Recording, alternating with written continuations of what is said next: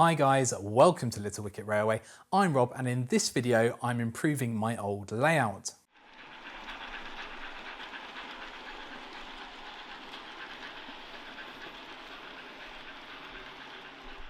The new layout is under construction behind me, but it's going to be quite a while before it's ready to run any trains on. So in the meantime, I've set up my old layout just so that I've got something to play with and to film trains on. This layout was my first attempt at a model railway and I had a few problems and I made a few mistakes. A few years ago, I made a video about what I thought were the 5 biggest mistakes that I'd made, and if you want to check that out, then I'll put a link up here. Of the 5 mistakes that I listed in that video, there are 2 that I'm not going to be able to do anything about, 1 that's been resolved over time, and 2 that can be relatively easily fixed. So let's run through them. I use solenoid point motors on this layout and I just didn't get on with them, and I know a lot of people have very successfully used solenoids, but I found that they were unreliable and I wish that I'd used servos. I'm not going to change that now. It would be very costly and time consuming to change them all over. And I'll save that for the new layout. But to be honest, for now, I'm happy switching the points by hand. So that's one mistake. It doesn't make sense to change. And the other was splitting the track into blocks so that I could use current sensing block occupancy detectors. Again, it would be very costly and time consuming to introduce that now. And so I'll save it for the new layout. Plus it's only really useful if you plan on using automation. And for now, I'm just running this layout on a normal controller. The mistake that has sort of been resolved over time was the ballasting around the points, and I made a total hash of it. I managed to get glue and ballast in all the moving parts, but as the points have been moved over time, they've freed up a lot and it's not so much of an issue anymore. The first mistake that was really easy to correct was access. I made this layout far too big for the space I had available originally, and the only way that it would work was if I had it in a corner right up against 2 walls. But it's 4 foot wide, so to get to the side up against the wall, I either had to reach over, and my arms aren't 4 foot long, or pull the whole thing out, crawl under and slide up between the wall and the boards, and it really was a nightmare. Since we moved, I've got a whole lot more space, so now I'm able to walk around the layout, and that has made it far more enjoyable to use, and so that was a very easy fix really.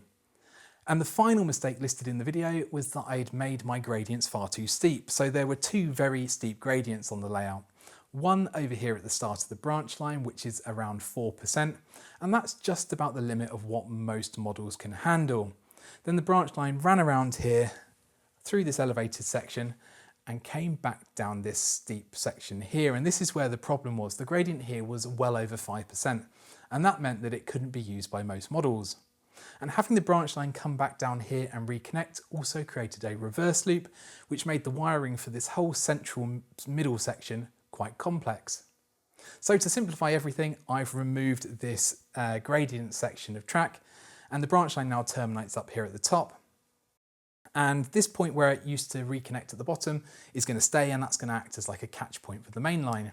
And I think getting rid of that piece of track is a major improvement. So I've no longer got that really steep gradient. It removes the need for complex reverse wiring, and it solves one of the biggest design flaws with this whole layout.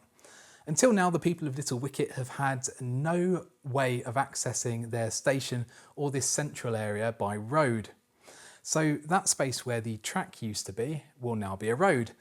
And you can see that I've already started laying the road bed, and this just makes a whole lot more sense.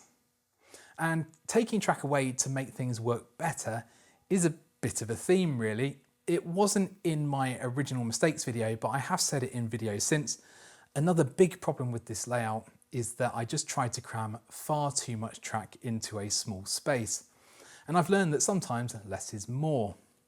So as well as removing this steep gradient section, I've also removed a siding that came off the turntable, which creates a lot more space outside the Little Wicket goods station. I've taken off the 3 storage tracks at the end and another siding, and this was mainly to make the boards fit into the new space, but they weren't being used, and it meant that I could get rid of some of the points over there and the wiring that went along with them. And speaking of getting rid of points, under this elevated section there used to be 4 sets of curved points. 2 on either side of the board. The idea was that these would create hidden passing loops. So you could drive one train in and a different train would be able to come out at the other side. All sounds really good on paper, and when it worked, it was really cool. But that's the key thing, when it worked. It often didn't work. The curve points caused a lot of derailments. And even if the trains made it through the points, then they had to stop in exactly the right place on the passing loop to avoid a collision with the passing train. There's not much room to get your hands under here, so when things did go wrong, it was an absolute nightmare. So I've got rid of all 4 of those sets of curved points, and now each main line just has a continuous run around a second and third radius curve, and so far I've had absolutely no issues under here. So in total, I think I've removed about 6 or 7 sets of points, point motors and the associated wiring. And it's strange to think that taking things out is what's making this layout better. And frustratingly, this is stuff that I know I spent hours and hours installing, but I suppose you only learn what works by giving it a go, and I'll take that experience with me onto the next layout. In terms of further improvements, I'm not going to be doing too much more because this will all eventually be replaced, but I will be doing some scenic stuff. The new layout's not even close to the scenic stage, and there are a few things I want to try out, so I'm just going to test them out on here. I've already laid down the road bed, and I'm going to be messing around with that to see whether I can make it look realistic. I've got the area outside the goods station that I want to do something with. I've got the church on the insulating foam area over there. I've not worked with that before, so I want to have a go. And then there's this area up here, which was originally designed to be an Inglenook shunting puzzle. And the three sidings are designed to accommodate a set number of wagons, and the idea is that you have to shunt them into a particular order using the space available.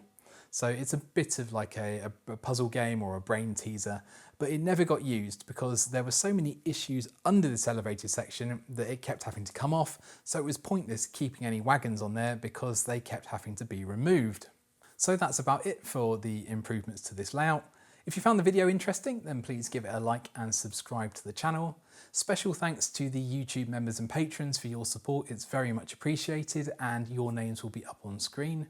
I'll see if I can leave you with a few shots of trains running around the new and improved old Little Wicket. So we've got the Curascale Manor here with 4 Hatton's Genesis coaches. We've got the Rapido Titfield Thunderbolt set with the buffet car over there in the station. And we've got a Bachmann Class 101 DMU up here on the branch line.